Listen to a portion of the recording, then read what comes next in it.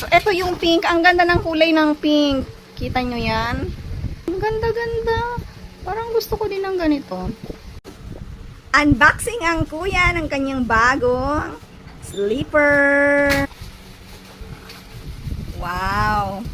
Yun. So, yung napili niya, pink.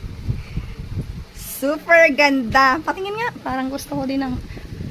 So, guys, kung naghahanap kayo ng slipper na malambot, maganda, ito. Pang-apat ko na tong bili. So, lahat na sila na kompleto.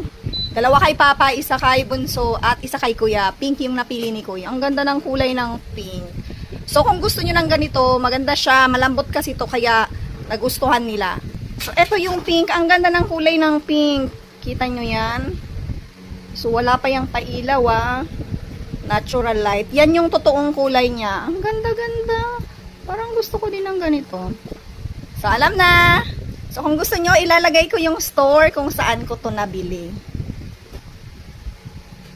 Ayan, sukat time.